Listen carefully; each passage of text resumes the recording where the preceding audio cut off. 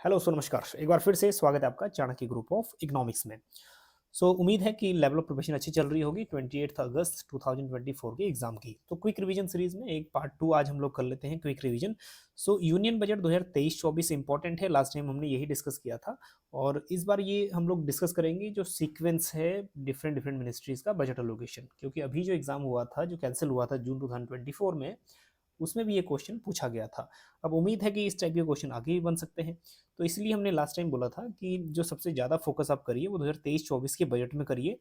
बहुत कम चांसेस है कि इंतरिम बजट या फिर जो यूनियन बजट है इसमें से क्वेश्चन आने के, बट हम तीनों ही डिस्कस करेंगे यहाँ पे बजट अलोकेशंस, क्योंकि लास्ट टाइम यहीं से क्वेश्चन बना था और उनका सीक्वेंस पूछ लिया था कि इनका सीक्वेंस, करेक्ट सीक्वेंस कौन सा रहेगा।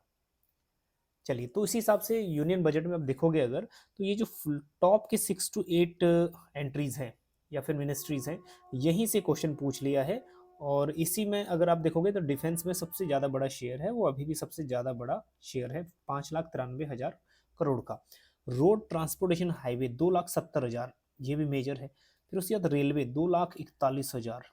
ठीक, नेक्स्ट है हमारे पास फूड एंड पब्लिक डिस्ट्रीब्यूशन 2,05,000, ये अभी ये सीक्वेंस में ही चल रहा है।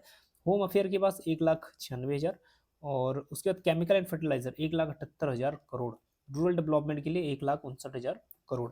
अब समझने वाली बात है कि जो मेजर 7 to 8 यहाँ पे मिनिस्ट्रीज हैं, जो मेजर अलोकेशन जिस पे हुआ है वही क्वेश्चन पूछ लिया है। तो आपको थोड़ा सा याद तो रखना पड़ेगा, सीक्वेंस याद रखना पड़ेगा।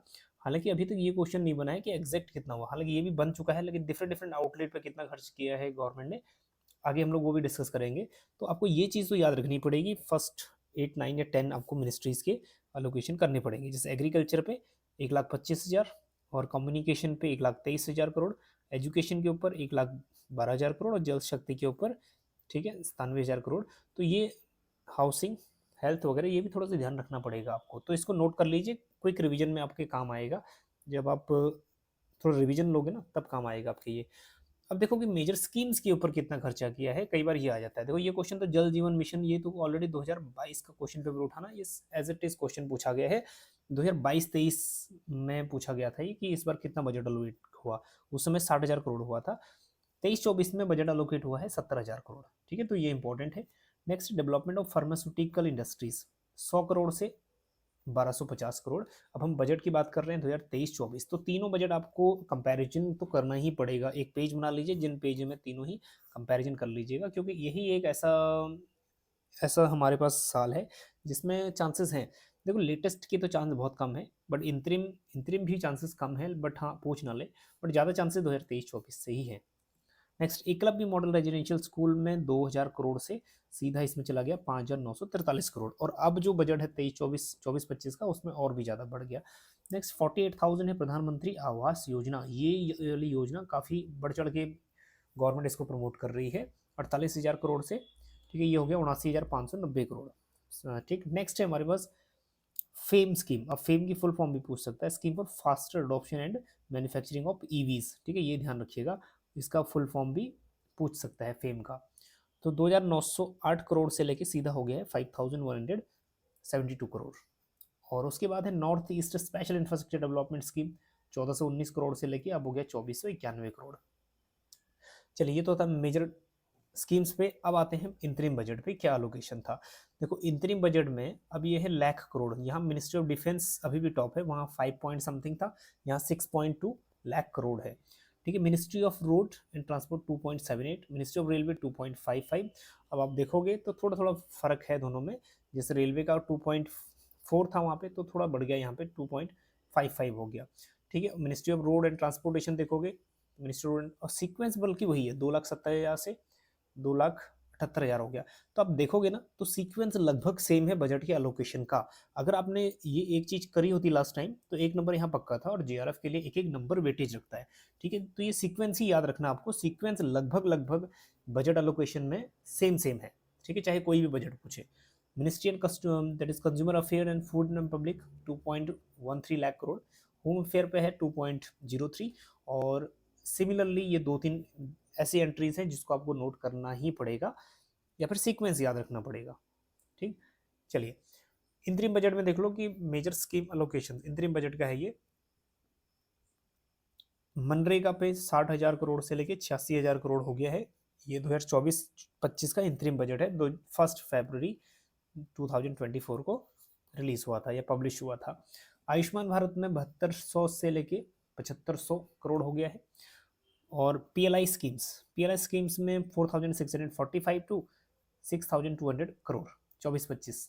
Next, modified programme for development of semiconductors, उसके लिए 3000 करोड़ से 6903 करोड़। ठीक, और उसी में एक चीज़ सोलर पावर आजकल रीन्यूएबल एनर्जी में काफ़ी यूज़ हो रहा है। ठीक है, 4970 करोड़ से 8500 crore. Next, national green hydrogen mission 297 crore था पहले, अब 600 करोड़ हो गया है।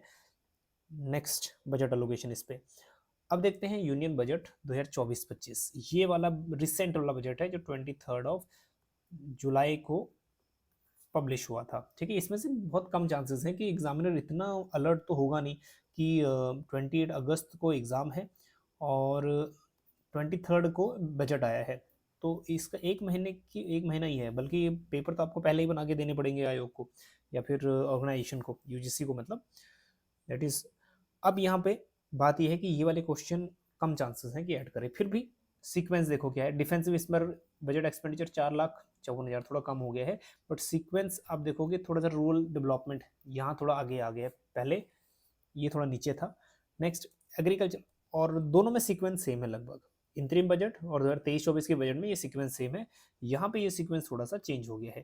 ठीक है, रूरल डेवलपमेंट 2,65,000, मतलब डिफेंस अभी भी टॉप पे ही है।